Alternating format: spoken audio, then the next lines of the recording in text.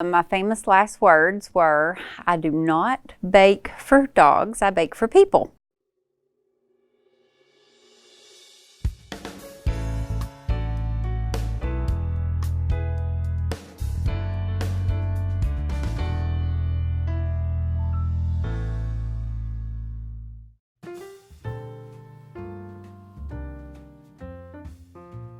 We all appreciate a good treat, and so do our animal friends. For that reason, a bakery was created just for our canine companions. Here's Amy Green to tell us more about Bristol's first bakery that's just for dogs.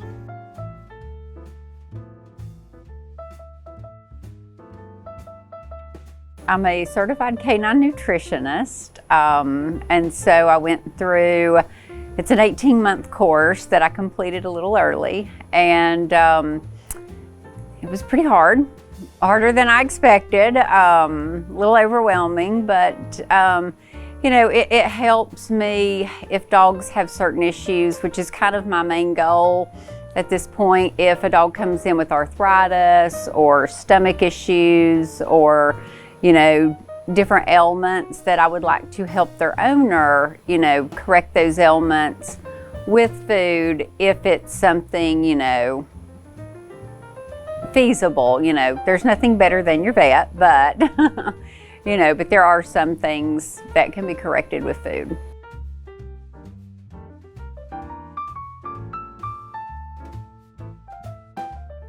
I grew up in the kitchen.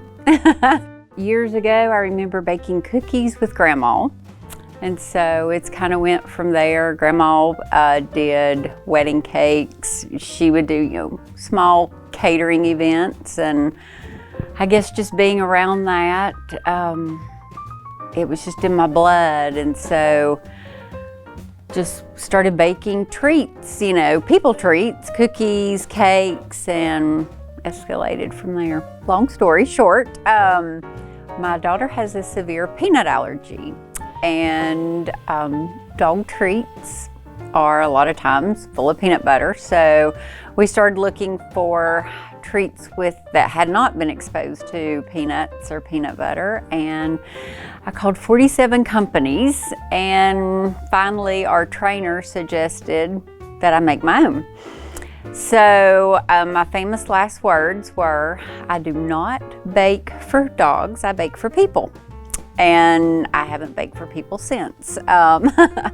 But so it started with the treats, and I found a couple of recipes on Pinterest, and they just did not cut it. And we have a very picky dog, and we just started writing our own recipes, and it became one treat, became 10, and then we started giving them as gifts, and people said, "My dog loved that treat and you should sell these." And so in 2016, we started at the Bristol Farmers Market.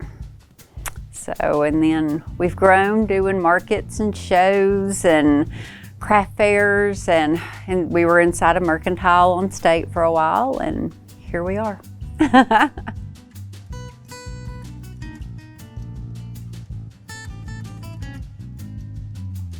I basically start out with the recipe I write, and then I tweak it, and then I use all people ingredients.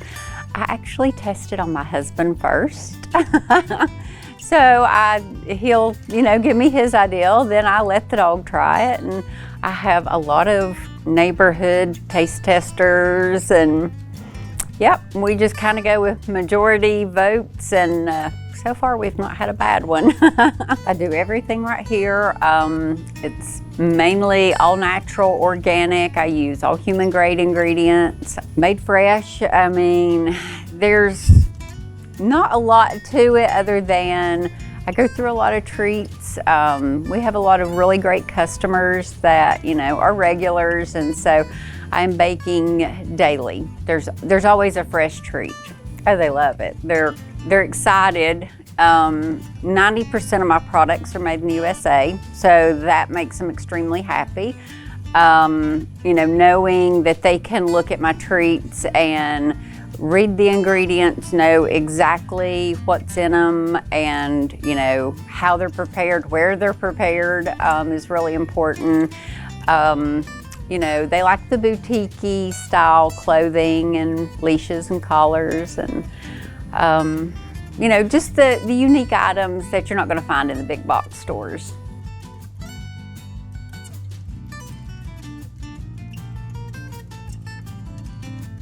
Usually, I immediately start baking, you know, and then the customers come in, several dogs. I usually have my babies here if people just want to stop by and say hello to them.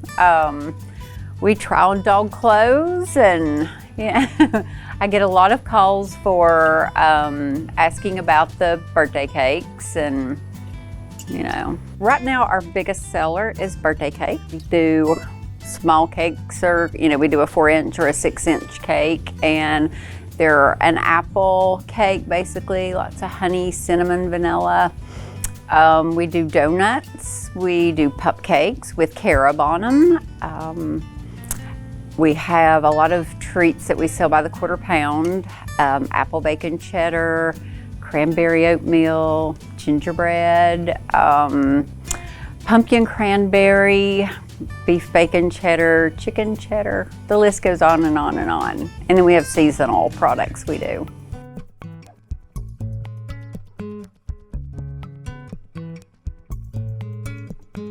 I have a lot of great customers that do make, you know, that they say, you know, they were out of town on vacation and saw, you know, a fantastic product, and I'll say, oh, I'll check into it, and that's how it starts. Or social media is, you know, really good. I have a lot of products pop up in my feed, and I'll go, ooh, you know, my customers would like that. And we carry some people stuff. We carry a brand of coffee called Grounds and Hounds that 20% of the proceeds go to a no-kill shelter in our area.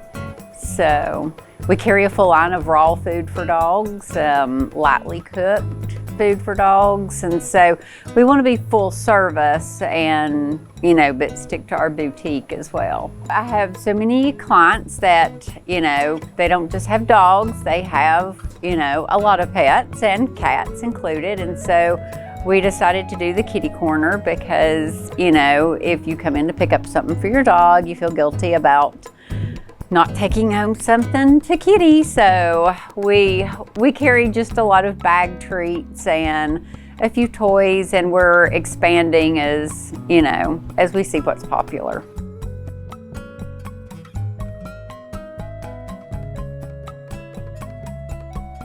Studies are showing that millennials are choosing not to have children, and they are instead having dogs. So their dogs are definitely their children, and they do tend to humanize them a little bit. Doggy wedding is the strangest thing I've done. You know, the dress, the tux, the 3-tier cake. Yeah, that was definitely, but you know.